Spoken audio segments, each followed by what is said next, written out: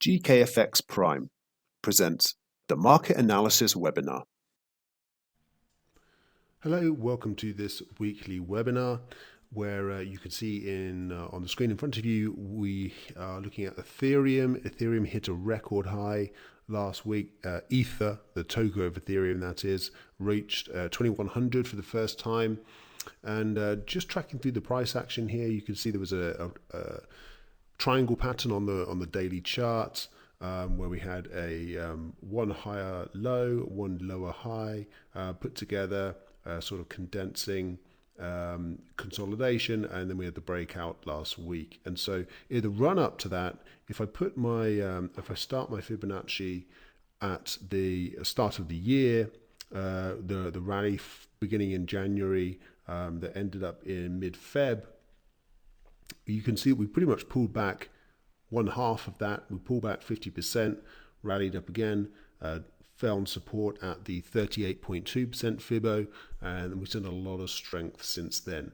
And so if we are using the height of this triangle pattern as a method to find a price objective, then taking it from the breakout point, we're potentially looking at 2400 in Ethereum if this triangle is anything to go by. Elsewhere, it was NFP on Friday. It was a blowout report, almost 1 million jobs created in March in the US, and so naturally got a bit of a strong dollar off it, but not too much. There had been a little bit of signs of dollar weakness midweek. We'll look at more of that in these major currency pairs in just a minute. Otherwise, a bit of a bounce back in gold off support, and we had a record high, the S&P 500 hitting 4,000 for the first time last week too. And we'll get to see what that S&P reaction is to the NFP report at the start of this start of the new week. All right, let's start as we normally do with the euro. So you can see we're continuing this kind of downward trend that we've had on the daily chart for a number of weeks now. Most recently, we found support at 17. We had a couple of decent days off there. Something of a morning star pattern off the lows is potentially bullish. And what I did find quite interesting about this is that if we go right back to the lows made in March 2020 and the big rally that we had in the euro since then, we've actually just pulled back 38.2, the 38.2% Fibo. So that's potentially interesting. It doesn't mean that this drop ends here, but it does potentially mean we're due a bit of a bounce off what's potentially quite an important level. You can see that we've already had a pretty neat reaction on the weekly chart. We did finish lower for the week, but well off the lows. So early signs perhaps of more of a rebound in the euro and a bit of dollar weakness. The big event as far as the dollar goes this week is those FOMC minutes out on Wednesday.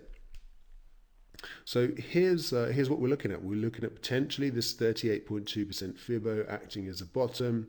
But the overall downtrend is in place, and of course we're below that 200-day moving average as well.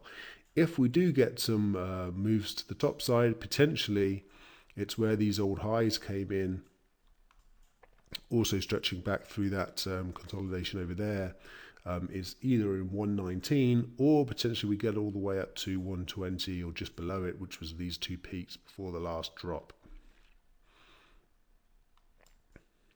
On the downside, we've mentioned for a while that 116 would be the logical target, and we've really been talking about that since the pair pulled back down from 120 last time. Okay, moving on to sterling. Interesting one here. You can see since that last kind of major low down here, also it was in December, but you could sort of characterize this rally up through here as being the kind of 2021 rally in sterling. We've pulled back 50% of that.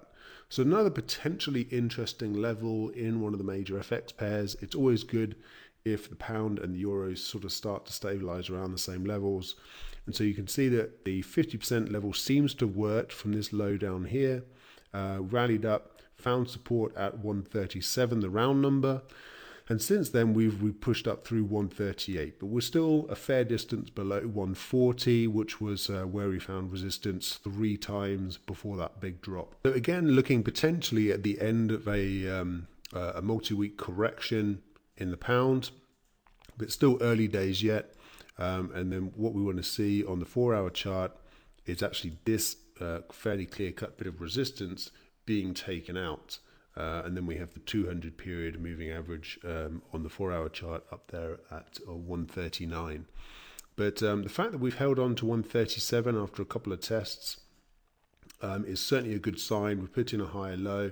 Now we just need a bit of confirmation of the bullishness with a break through this peak as well.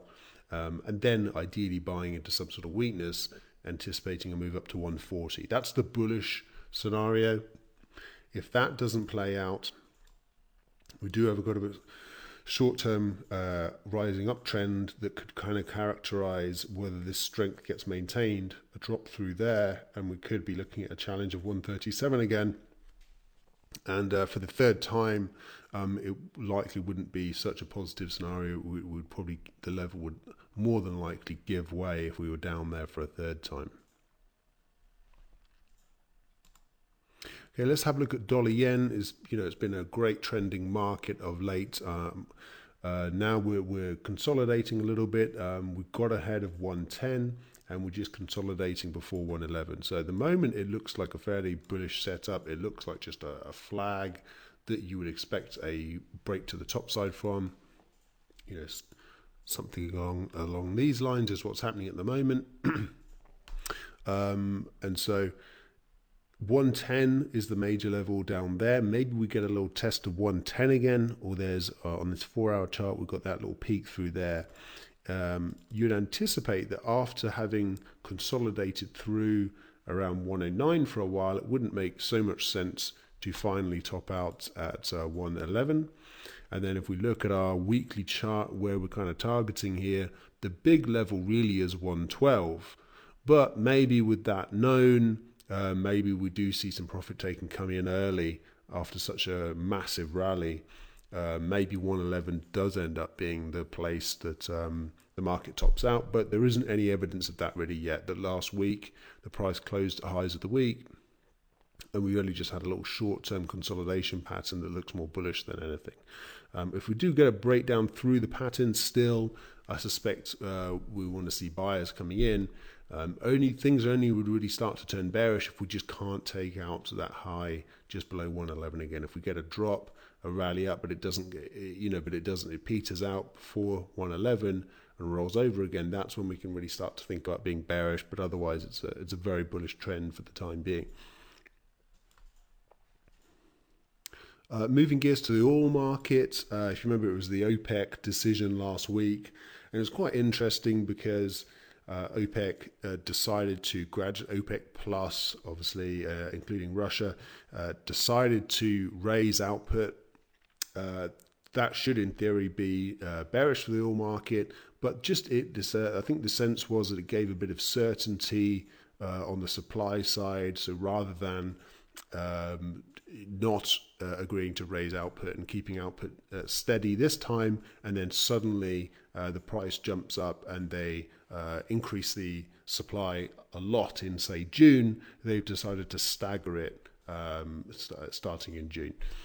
So that was all taken as quite bullish for the oil market. So actually we closed Thursday higher, and we were closed on Friday in terms of our oil futures market. So looking for a bit of oil market reaction to the strong NFP reaction as well.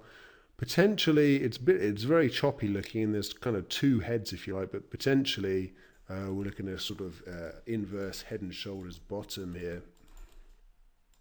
If I take this, or let me draw a new one. If I basically something along those lines where these are the the left shoulder, the head, the right shoulder, and then potentially looking at 62 basically as the neckline for a potential push up to the top side, and then you've got kind of 65 and 66 for those old highs through there. And you'll note that we basically peaked out just above 67, and we pulled back and we bottomed at 57.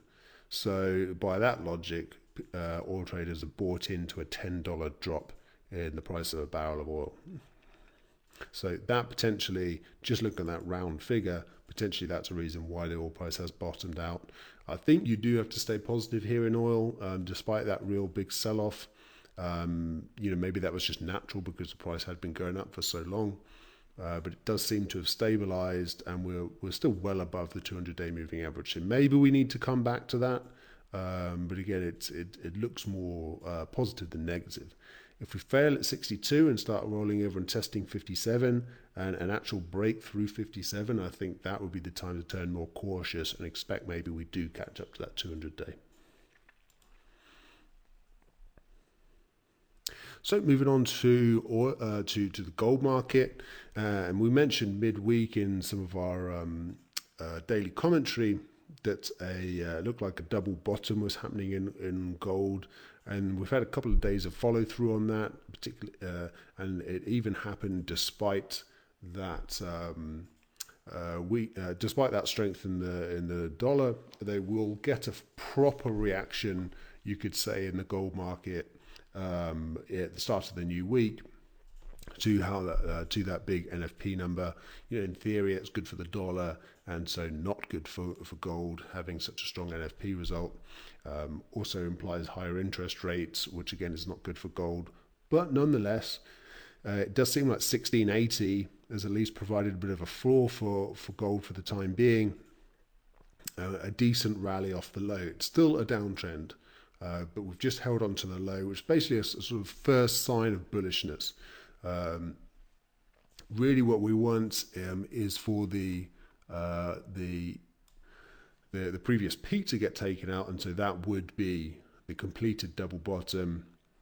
We'd have to get through that 38.2% Fibonacci level. If you're a bit lost in terms of the chart, remember we've drawn the Fibos up through here, and it just seems like actually that was the 38. And it seems like we've rebounded off the 50% retracement level of the rally that began in, around March 2019. So, by that logic, the gold market's pulled back 50%. And if you actually look at this weekly candlestick chart, that's pretty encouraging. Look how far it came down, the price, and we ended up basically closing the week flat after having been down quite substantially. So this is a pretty bullish candlestick off a previous low as well, and a Fibonacci level. So there's a few things lining up here to suggest gold might be due a bit of strength. And that lines up with the idea that maybe some of these major currencies are due some strength, and the dollar is what's triggering this whole thing, potentially around some very dovish FOMC minutes. Okay, let's move on to silver very quickly. Silver got a decent rebound off 24. The chart, quite honestly, is a bit choppy, and there's not too much to be read from it. What I just think is interesting is if maybe this Reddit short squeeze attempt actually starts to play out. If we get a period of dollar weakness, that might be enough to really squeeze some of these silver shorts and push the price substantially higher, potentially back up to that 30 top and maybe higher. At the moment, there's not too much to read from the chart, other than the fact that we held that previous low at 24, and just more broadly, with the dollar being quite strong, silver is sort of holding its own. It's just remaining within this sort of trading range that it's been in for months now.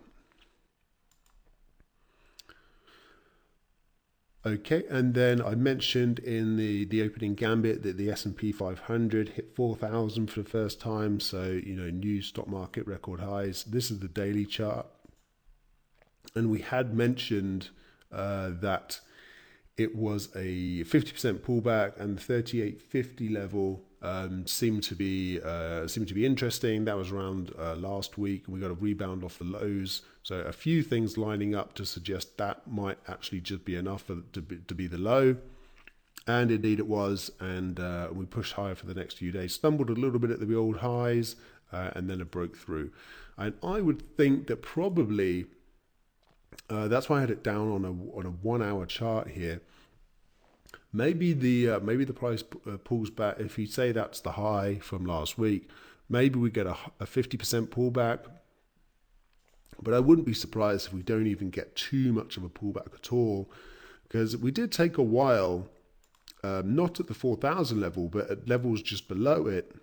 You know, arguably this sell-off and this sell-off were people lightening up and distributing shares ahead of that big 4,000 level.